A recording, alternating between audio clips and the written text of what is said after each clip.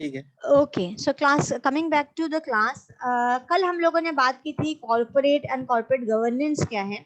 हमने ये डिस्कस किया था कि किसी भी कॉर्पोरेट को किस तरीके से चलाया जाए, किस तरीके से गवर्न किया जाए, that is the corporate governance. वो कॉर्पोरेट गवर्नेंस होती है।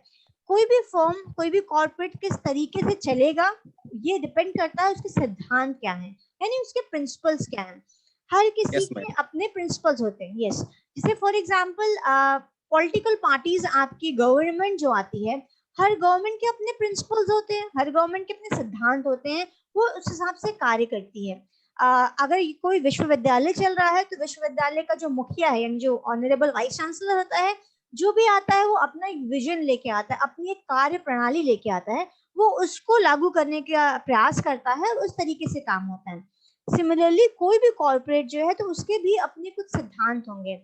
उसके जो सिद्धांत होते हैं, जो जिस पे वो बिलीव करता है, वो उस तरीके की पॉलिसी बनाएगा, यानी वो उसी को इम्प्लीमेंट करने का प्रयास करेगा और उसी पॉलिसी, जो पॉलिसीज बनाएगा वो उसी के अकॉर्डिंग बनाएगा। So the are today's topic is the principles या theories of corporate governance. It's a theories of corporate governance. कुछ पॉपुलर थ्योरीज कॉर्पोरेट गवर्नेंस की हैं जिनको कि आज हम क्लास में डिस्कस करेंगे। पहली थ्योरी क्या है? बिफोर कमिंग टू थ्योरी, कल के लेक्चर में एक और चीज हमने बात ये की थी कि कॉर्पोरेट गवर्नेंस जो एक कंसेप्ट है, ऑब्वियसली जब से बिजनेस है तब से कॉर्पोरेट है, तब से उसको गवर्न करने का भी प्रक्रिया चलती ही रही होगी डेफिनेटली। लेकिन आजकल के समय में इसका महत्व ज्यादा बढ़ गया है। इसका महत्व ज्यादा बढ़ने के पीछे वजह ये है कि पुराना कंसेप्ट हमारा ये था कि भाई कंपनी जो है वो ओनर्स की होती है और उसको चलाते, यानी शेयर होल्डर्स की होती है, और चलाता उसको बोर्ड ऑफ डायरेक्टर्स है। तो हमारे यहाँ ये मान्यता थी कि हमारे ये दो प्रमुख लोग हैं जो कि किसी भी कॉर्पोरेट के लिए चलाने के लिए रिस्पॉन्सिबल हैं। जो भी पॉलिसीज बनती थी ये इन दोनों के ही इंटरेस्ट को ध्यान में रख के बनाई जाती थी। पर समय के साथ साथ ये दिस हैज बीन रियलाइज्ड कि जितने भी हमारे स्टेक होल्डर्स हैं, हमें सबका इंटरेस्ट ध्यान में रख के ही गवर्न करना पड़ेगा अगर हमें अपने कॉर्पोरेट को, अपनी संस्था को लंबे समय तक सस्टेन करना है तो। एंड मैक्सिमम यूटिलाइजेशन के लिए, मैक्सिमम बेनिफिट के लिए जरूरी है कि जितने भी इसमें लोग इन्वॉल्व हैं, जितने भी स्टेक होल्डर्स हैं, सबके इंटरेस्ट का ध्यान दिया जाए। So the popular theories of the corporate governance are, पहली थ्योरी हमारी है एजेंसी थ्योरी। एजेंसी थ्योरी ये कहती है कि agency theory, this is the diagram which I want you to see, कि आप इस डायग्राम को अगर देखें तो इसमें दो तरीके के लोग होते हैं, यानी कुछ प्रिंसिपल्स होते हैं और कुछ एजेंट्स होते हैं। यहाँ पे ये बोलता है कि हमारा प्रिंसिपल्स कौन होते हैं। प्रिंसिपल्स ऑब्वियसली हमारे जो ओनर्स हैं वो हमारे प्रिंसिपल्स हैं, और एजेंट्स कौन से? हमारे बोर्ड ऑफ डायरेक्टर्स हैं जो कि फर्म को चलाने का काम करते हैं। तो ये बोलता है कि हमारे दो ही रिस्पॉन्सिबल लोग होते हैं, एक प्रिंसिपल्स एंड एक एजेंट्स।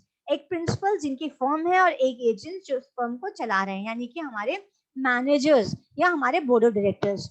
देन प्रिंसिपल्स, अब ये बोलता है कि प्रिंसिपल्स जो है वो अपॉइंट करेंगे मैनेजर्स को। Principal will appoint the managers, appoint करेंगे तो they hire them, they pay them salary, कुछ अमाउंट पे करेंगे, और ये ऑब्वियसली डेलीगेट करेंगे इनको कुछ रिस्पॉन्सिबिलिटी, यानी उस काम को किस तरीके से करना है, इनको काम क्या करना है और कैसे करना है, ये असाइन करेंगे प्रिंसिपल्स। प्रिंसिपल्स एजेंट्स को बताएंगे कि किस तरीके से काम किया जाना चाहिए।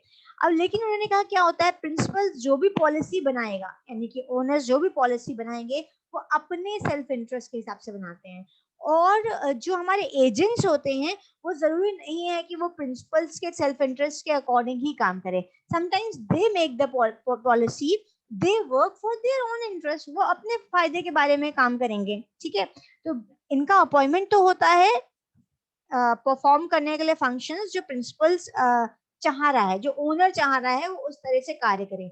लेकिन बहुत सारे समय पे ऐसा होता है कि हमारे जो एजेंट्स होते हैं वो अपने सेल्फ इंटरेस्ट के लिए काम करने लगते हैं। ये हमारा सिद्धांत ये भी बोलता है कि रिवॉर्ड्स एंड पनिशमेंट्स के थ्रू जो है इनके एक्शंस को कंट्रोल किया जा सकता है, यानी कि जो क्योंकि इनका अपॉइंटेड होते हैं, they are hired, so with the help of the rewards और with the help of the punishments इनके एक्शंस जो हैं वो कंट्रोल किए जा सकते हैं। कंट्रोल करने का मतलब क्या है? उनके एक्शंस जो है वो प्रिंसिपल्स की विश के अकॉर्डिंग चेंज किए जा सकते हैं, मॉडिफाई किए जा सकते हैं.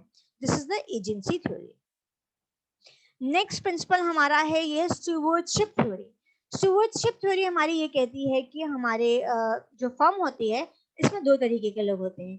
एक है हमारे शेयर होल्डर्स. अगेन हमारे शेयर होल्डर्स कौन होते हैं? ये हमारे ओनर्स होते हैं. और स्टीवर्ड्स कौन है? ऑब्वियसली स्टीवर्ड्स वो हैं जो कि हमारी ऑर्गेनाइजेशन को रन कर रहे हैं. हमारी organization being run by our managers. तो शेयर होल्डर्स जो हैं दे वर्क. शेयर होल्डर्स जो भी प्रॉफिट होगा उसमें उनकी शेयरिंग होती है. दे अपॉइंट द स्टीवर्ड्स. उस स्टीवर्ड्स को अपॉइंट करेंगे एंड स्टीवर्ड को ये असाइन करते हैं कुछ पावर्स. यानी कि जो हमारे मैनेजर्स होते हैं उनके पास पावर्स भी डेलीगेट की जाती हैं. रिस्पॉन्सिबिलिटी के साथ उनको कुछ अथॉरिटी भी दी जाती है so they can perform their work effectively. So these share holders appoint the stewards and empower them and trust them. Trust और एम्पावर करते हैं so that they can take the decisions. They take the decisions. यानी stewards जो decision लेंगे वो किस लिए लेंगे? For the maximization of the benefit of shareholders.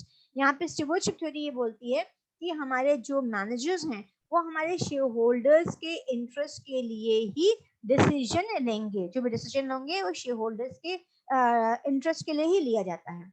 अब उन्होंने बोला कि how they work. ये stewards जो हैं वो किस तरीके से काम करते हैं? ये स्टीवर्ड्स जो मोटिवेट होंगे काम करने के, ऐसे कई सारे फैक्टर्स होते हैं जिनको मोटिवेट करेंगे. कुछ इंट्रिंसिक फैक्टर्स होते हैं, कुछ एक्सट्रिंसिक फैक्टर्स होते हैं. इंट्रिंसिक फैक्टर क्या होता है? व्यक्ति का स्वयं का मोटिवेशन, वो उसका इंट्रिंसिक फैक्टर है. और एक्सट्रिंसिक फैक्टर क्या है? उसका जो सैलरी है, उसका जो बोनस है, उसका जो वर्क कल्चर है, उसकी वजह से अगर उसे कुछ मोटिवेशन मिल रहा है बेहतर काम करने के लिए. यहाँ पे बेहतर काम क्या है? Protect and maximize the shareholders wealth. Shareholders का प्रॉफिट बढ़ाना है ना, इसको बढ़ाने के लिए ही ये कार्य करेगा. और will be motivated by the powers and the trust being given to them by the shareholders. तो ये हमारी स्टीवर्डशिप थ्योरी कहती है. नेक्स्ट हमारा नेक्स्ट थ्योरी हमारी है, इसे कहा था स्टेक होल्डर्स थ्योरी. ये थ्योरी थोड़ी नई है. अभी तक जो हमने दो थ्योरी पढ़ी दोनों काफी कुछ मिलते जुलते थे. दोनों में हमारे दो ही प्रोमिनेंट लोग थे. एक हमारे ओनर्स थे, एक हमारे मैनेजर्स थे. ओनर्स के इंटरेस्ट के लिए मैनेजर्स काम कर रहे थे. पहली थ्योरी में हमने ये देखा कि हमेशा हमारे मैनेजर्स जो हैं वो ओनर्स के इंटरेस्ट के लिए काम नहीं करते. कभी कभी वो अपने इंटरेस्ट के लिए ही काम करने लगते हैं. जब वो अपने इंटरेस्ट के लिए काम करने लगेंगे तो दोनों में कन्फ्लिक्ट होगा. और उन्होंने ये भी बोला एजेंसी थ्योरी में कि इसको मैनेज किया जा सकता है by way of punishment and reward. दोनों ही चीज से आप देखिए, रिवॉर्ड और पनिशमेंट दोनों ही एक्शंस को करेक्ट करने का काम करता है.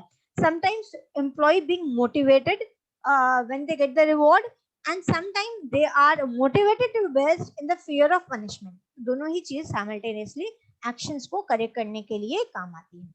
सेकेंड थ्योरी जो हमारी स्टीवर्डशिप थ्योरी है, वहां पे भी हमारे एक ओनर्स थे और एक मैनेजर्स थे. हमने बोला मैनेजर्स जो है वो अपॉइंट करेगा स्टीवर्ड को और उसके साथ वो असाइन करेगा, उसको पावर भी देगा और उसको ट्रस्ट के साथ भी. और due to these intrinsic and extrinsic factors, trust and power, जो हमारे स्टीवर्ड है they work for the maximization of the profit of किसका? शेयर होल्डर्स का. वो जो काम करेंगे, वो जो एक्शन लेंगे, वो हमारे शेयर होल्डर्स के प्रॉफिट को मैक्सिमाइज करने के लिए ही स्टेप्स लेंगे. हमारी जो अगली थ्योरी है स्टेक होल्डर्स थ्योरी, इसका थोड़ा सा ब्रॉडर विजन है. विजन थोड़ा ब्रॉडर है. ये बोलती है कि एक फर्म है और इस फर्म में जो है बहुत सारे स्टेक होल्डर्स होते हैं.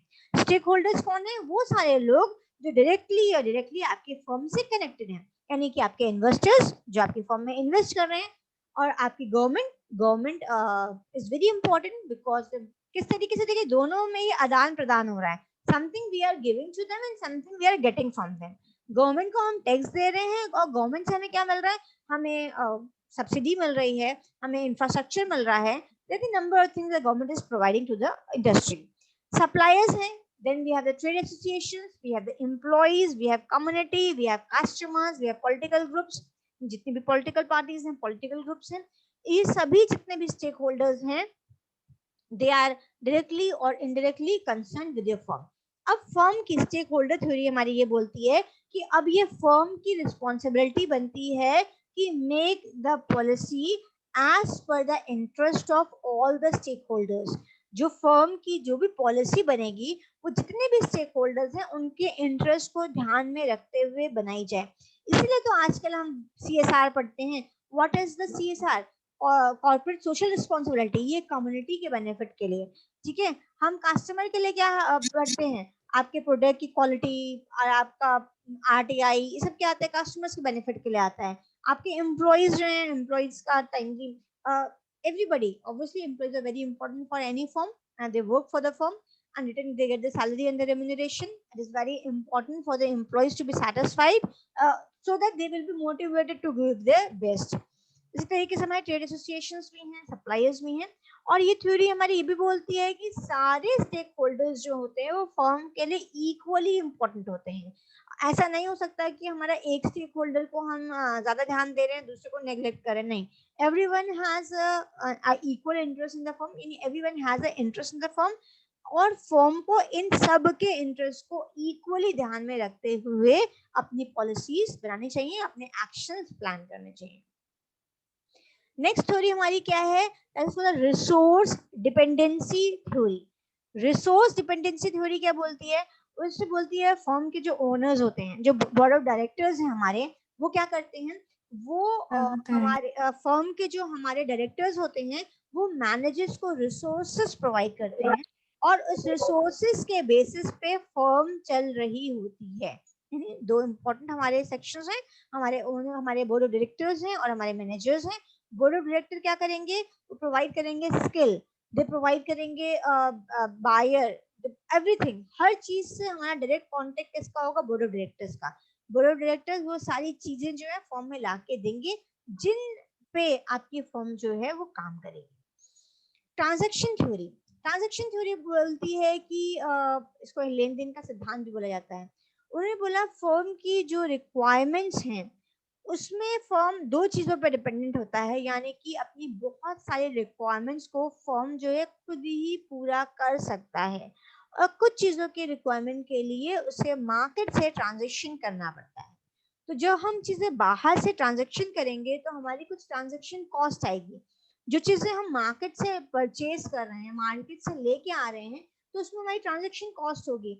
अब यहाँ पे ट्रांजेक्शन थ्योरी, हमारी ट्रांजेक्शन कॉस्ट थ्योरी ये बोलती है कि फर्म जो है अब यहाँ पे डिसाइड करेगी कि जहाँ पे ट्रांजेक्शन कॉस्ट ज्यादा आ रही है वहां पे वो अपने इंटरनल रिसोर्सेज से अपनी रिक्वायरमेंट को पूरी करेगा।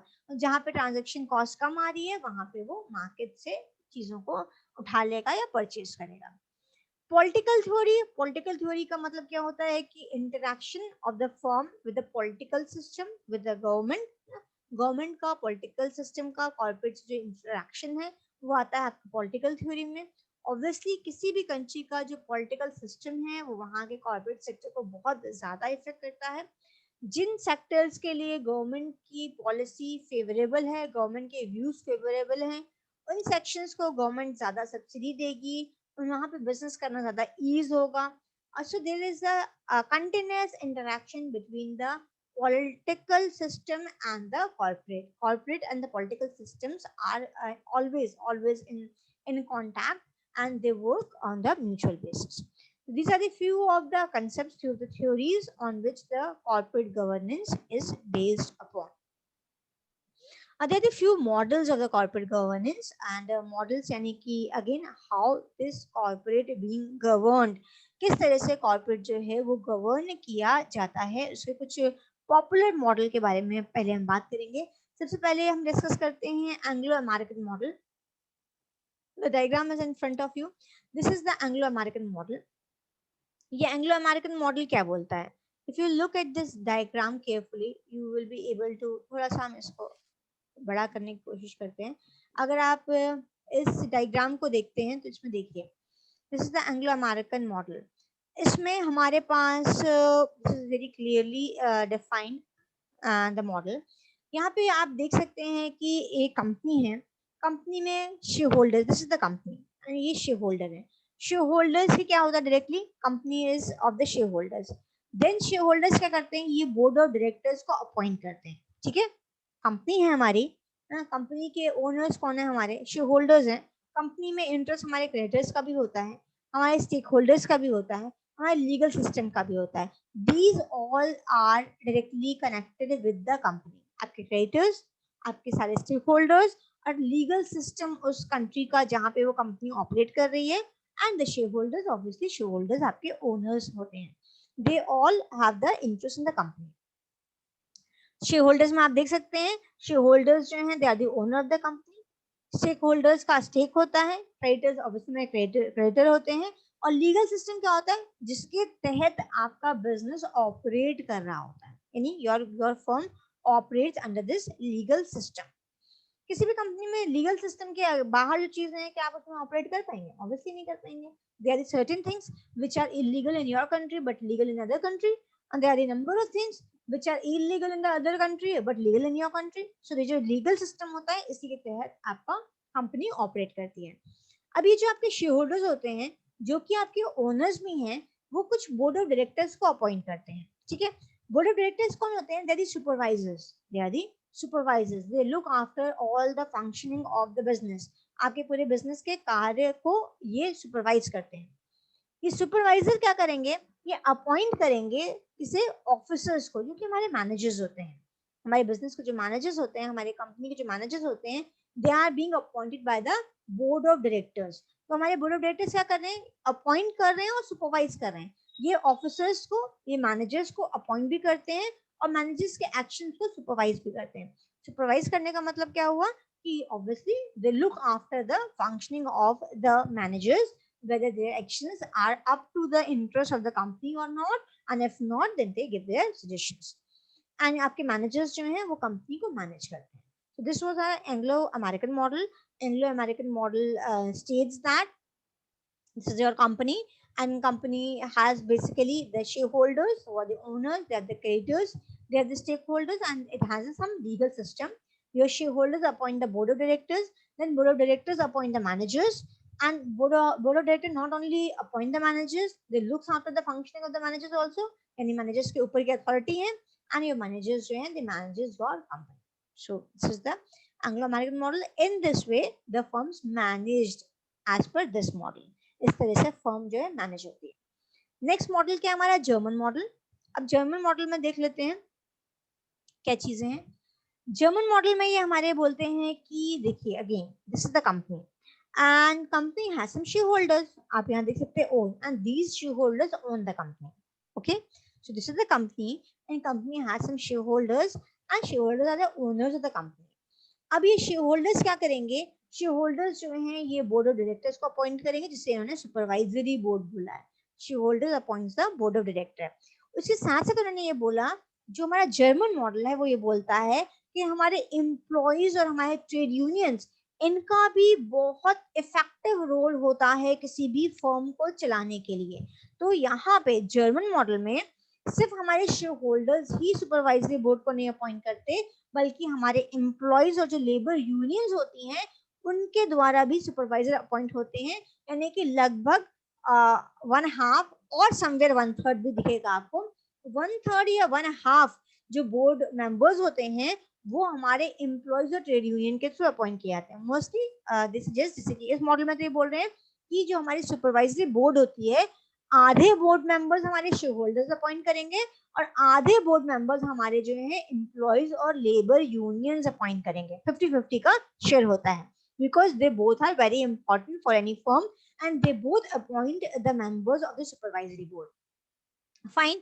अब सुपरवाइजरी बोर्ड के मेंबर्स अपॉइंट हो गए, आधे अपॉइंट किए शेयर होल्डर्स ने और आधे अपॉइंट किए हमारे एम्प्लॉयज और लेबर यूनियंस ने. देन ये जो सुपरवाइजरी बोर्ड होगा वो क्या करेगा? वो अपॉइंट करेगा मैनेजमेंट बोर्ड को.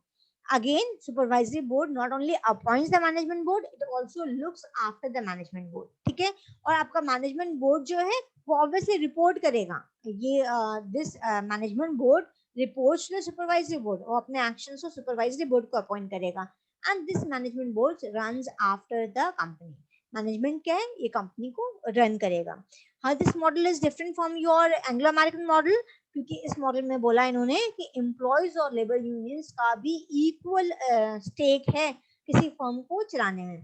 50% बोर्ड मेंबर्स जो है शेयर होल्डर अपॉइंट कर रहा है और 50% बोर्ड मेंबर्स जो है वो हमारे एम्प्लॉयज और लेबर यूनियंस अपॉइंट कर रहे हैं. और बाकी तो हमारा बोर्ड मेंबर्स मैनेजमेंट बोर्ड को अपॉइंट करेगा। ये हमने पहले वाले मॉडल में भी देखा, हमने पहले वाले मॉडल में भी यही देखा कि supervisory board not only appoints the management board, वो उसको सुपरवाइज भी करता है। ये फंक्शन तो कॉमन ही है, पिछले मॉडल में भी था। और उसके बाद हमारा मैनेजमेंट बोर्ड जो है वो रिपोर्ट करेगा सुपरवाइजरी बोर्ड को, और मैनेजमेंट बोर्ड जो है हमारे कंपनी को रन करेगा। So in this way, it is slightly different from your Anglo-American model. Third model जो है जापानीज मॉडल, ठीक है। जापानीज मॉडल देख लेते हैं, थोड़ा सा ये इनलार्ज करते हैं so that it will be clearly visible to you. Japanese model हमारा क्या बोलता है, फाइन। सो अब यहाँ जापानीज मॉडल हमारा ये बोलता है कि किसी भी फर्म में को चलाने में जो बैंक्स होते हैं, वहां के जो मेन बैंक्स होते हैं, उनका काफी इंपॉर्टेंट रोल होता है। क्यों होता है? कंपनी जो है वो अपनी क्रेडिट रिक्वायरमेंट को पूरा करने के लिए बैंक से पैसा लेगी। क्योंकि वो बैंक से पैसा लेगी तो banks are very interested in the functioning of the company. Banks ये जानना चाहेंगे कि जिसको बैंक ने पैसा दिया है वो पैसा सेफ है कि नहीं है, यानी कि बैंक का मनी जो है वो कंपनी में सेफ है कि नहीं है। अब बैंक को कैसे पता चलेगा? वो कंपनी की जो फंक्शनिंग है उस पर वो कांस्टेंट नजर रखेगी। ऐसा तो नहीं कि कंपनी अपने आप को लिक्विड डिक्लेयर कर दे और बैंक का पैसा डूब जाए। सो जो मेन बैंक्स जो होते हैं they have the equal stake in those company. तो बैंक का भी इसमें हमारे जो मॉडल है जापानीज मॉडल, इसमें बैंक का भी इक्वल इंटरेस्ट है, स्टेक है। मॉडल देख लेते हैं। Like this is the company, ये आपकी कंपनी है and company being owned by, company के ओनर्स कौन है यहाँ पे? उन्होंने बोला हमारा जो मेन बैंक है, मेन बैंक हमारा ओनर है, वो इसलिए ओन कर रहा है, यानी ओनरशिप में उसका भी इंटरेस्ट है। ओनरशिप में इसलिए इंटरेस्ट है क्योंकि वो बैंक कंपनी को लोन प्रोवाइड करा रहा है ना, फंड्स दे रहा है। तो इसकी वजह से जो सुपरवाइजरी बोर्ड, जो बोर्ड मेंबर्स अपॉइंट किए जाएंगे, इन बोर्ड मेंबर्स को हमारा बैंक भी अपॉइंट करेगा। और आपके शेयर होल्डर्स तो हैं, obviously we have the owner, share holders हमारे ओनर्स तो हैं। और बैंक का क्यों इंटरेस्ट है? क्योंकि बैंक लोन प्रोवाइड कर रहा है। सो जो हमारा सुपरवाइजरी बोर्ड अपॉइंट हो रहा है इसमें भी बैंक का इन्वॉल्वमेंट होगा, और ऑब्वियसली शेयर होल्डर्स तो अपॉइंट करेंगे ही करेंगे। शेयर होल्डर्स तो बोर्ड मेंबर्स अपॉइंट करते ही करते हैं। अब देन उसके बाद क्या होगा? बोर्ड मेंबर्स अपॉइंट हो गए, देन बोर्ड मेंबर्स क्या करेंगे? अपना प्रेसिडेंट अपॉइंट करेंगे। बोर्ड मेंबर्स प्रेसिडेंट को अपॉइंट करते हैं। प्लीज अपना माइक म्यूट कर दीजिए जिसके बैकग्राउंड में आवाज आ रही है। WHT होती है, नहीं याद है तो फिर लिखो याद है। So let's continue. We were talking about this model, German model. इसमें हमने बोला कि हमारे दो लोग, bank pledge a very important role, क्योंकि बैंक जो है वो कंपनीज को लोन प्रोवाइड करता है। तो बैंक क्या करेगा? वो भी अपॉइंटमेंट ऑफ सुपरवाइजरी बोर्ड में इक्वल उसका भी स्टेक रहेगा। Then this supervisory board which is being appointed by the shareholders and the bank, they appoint the president. ये president अपॉइंट करेगा, फाइन। एंड देन प्रेसिडेंट जो है वो एग्जीक्यूटिव मैनेजमेंट को अपॉइंट करेगा, president appoint executive management and then जो आपके executive management हैं ये कंपनी को मैनेज करते हैं। अब इसमें हम ये चीजें भी देख सकते हैं कि एग्जीक्यूटिव मैनेजमेंट जो है वो हमारे प्रेसिडेंट को कंसल्ट करेगा, एंड आपका जो प्रेसिडेंट है उसको कोई प्रॉब्लम होगी तो वो कंसल्ट करेगा सुपरवाइजरी बोर्ड को। So in this way this model runs. इस मॉडल में आप देख सकते हैं कि how this model is different. This model is different from the other model, क्योंकि इसमें हमारे पास बैंक्स का इन्वॉल्वमेंट है, और बैंक्स के इन्वॉल्वमेंट के साथ साथ इसमें एक प्रेसिडेंट का भी अपॉइंटमेंट हो रहा है beside the supervisory board. Supervisory board appoint हो रहा है और हमारा मैनेजमेंट बोर्ड तो अपॉइंट हो ही रहा है जैसे दूसरे मॉडल्स में था। इसमें यहाँ पे हम एक प्रेसिडेंट भी अपॉइंट करते हैं, एंड आपकी company being managed by the management board, management board consult करेगा प्रेसिडेंट को और प्रेसिडेंट कंसल्ट करेगा सुपरवाइजरी बोर्ड को। इन this way this model works. If you have any query or the question you may ask.